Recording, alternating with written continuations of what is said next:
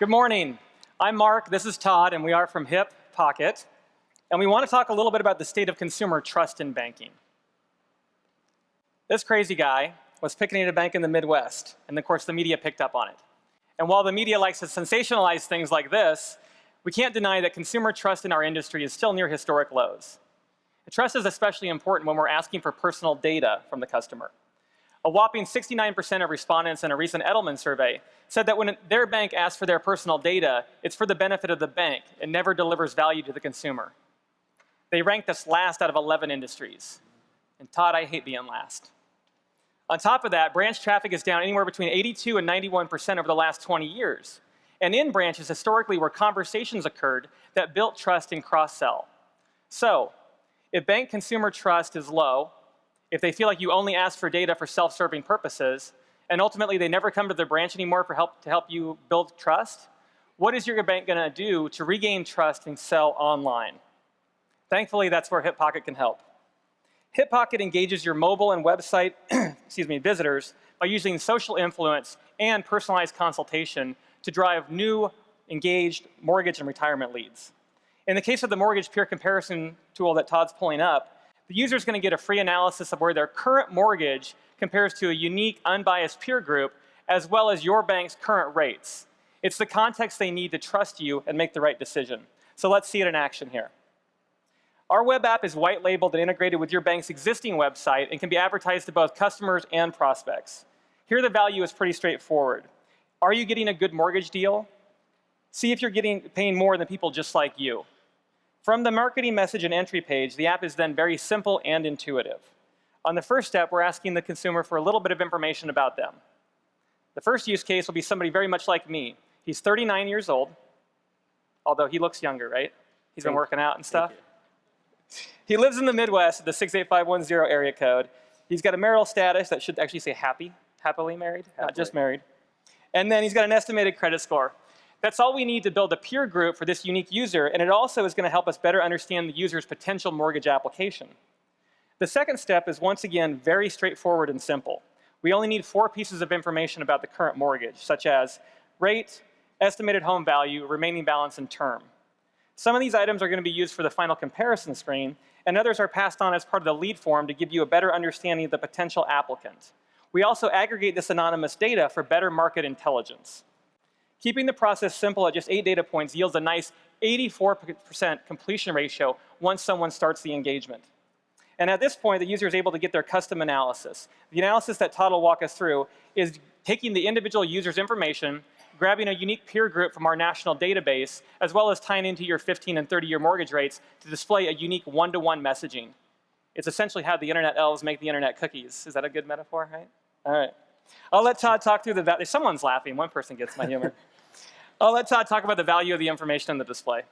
Sure. So as you can see, the customer sees honest, direct conversational language telling them they're paying more money, followed by the percent of people that are actually paying less than they do. Then we subtly urge the customer to imagine which of their 10 closest friends or neighbors is getting a better deal on their mortgage.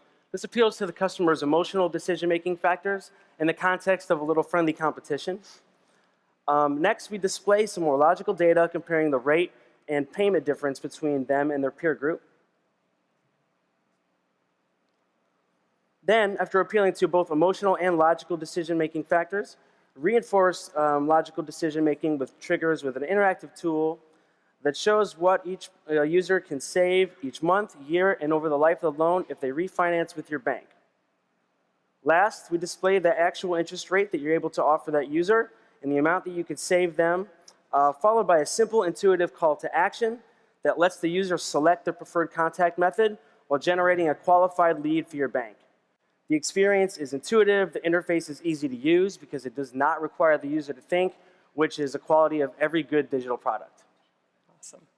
Todd's going to input the phone number here, and once he inputs the phone number, all 8 data points that we collected earlier, so zip code, age, etc., are immediately pushed to the bank as well as with the phone number. Now, your loan officer is armed with a very powerful information point. They have loan to value, zip code, credit risk, etc., to have a consultative conversation. Excellent. Now, we're going to do one more scenario here. Todd's going to refresh the app. We're going to look at somebody who's a little bit younger who already has a good rate. because the first case obviously had a higher rate. So while Todd puts this information in here, I'll note that all messaging and calls to action within the app are dictated by your institution and linked to your rates. So it is, again, a true one-to-one conversation. You can be as aggressive or as conservative as you like with the messaging.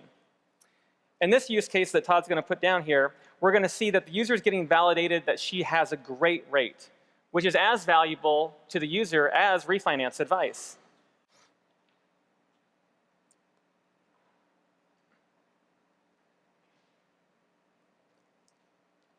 When we see the final results, we're going to see that the end result, the call to action, is not to contact the bank, because again, this person's already had a great rate, but instead is to go ahead and share the tool via social sharing.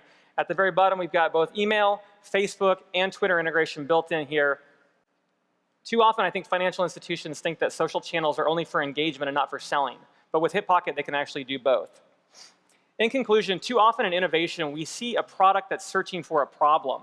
At HipPocket, we interviewed hundreds of customers and hundreds of banks to find the intersection of the problem point. From the consumer standpoint, they really do need more context for you to establish value and trust.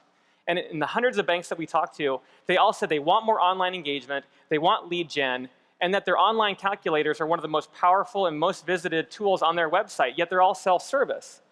So instead, HipPocket calculates custom savings for the user without making them work for it, creating a more engaging and frictionless experience. The HipPocket solution stands at the intersection with the consumer needs and your bank needs. It's new, it's patent pending, it's a differentiator in your market, and quite frankly, it's working to generate new mortgages.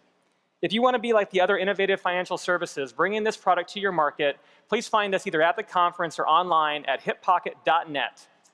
I'm Mark Smarsley, founder and CEO of HipPocket. This is Todd Kramer, our head of user experience and design. It's been our pleasure to share our solution and our passion with you. Thank you. Thank you.